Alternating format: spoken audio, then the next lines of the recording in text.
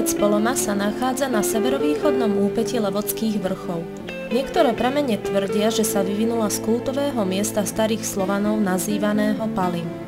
Prvá písomná zmienka je z roku 1330. Hlavným živobytím miestnych obyvateľov bolo lesníctvo a poľnohospodárstvo. Darilo sa i niektorým tradičným ľudovým remeslám. Ozdobou dediny je sakrálna dominanta rímskokatolícky kostol Najsvätejšej Trojice.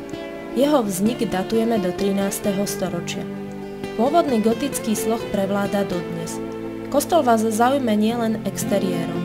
Vnútro zdobia viaceré plastiky.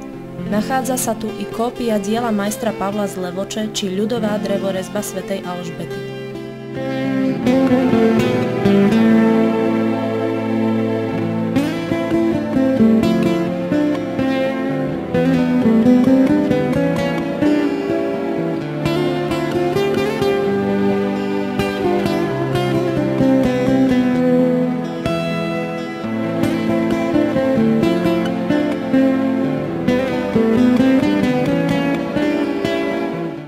Pri cintoríne sa nachádza ďalšia kultúrna pamiatka kaplnka.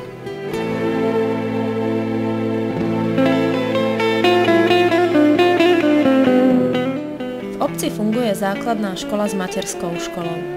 Je tu niekoľko aktívnych občianskych združení, darí sa i podnikateľským subjektom. Nad obcov bolo v roku 2003 na počesť návštevy svätého otca Jána Pavla II. Vstýčený 10-metrový kríž.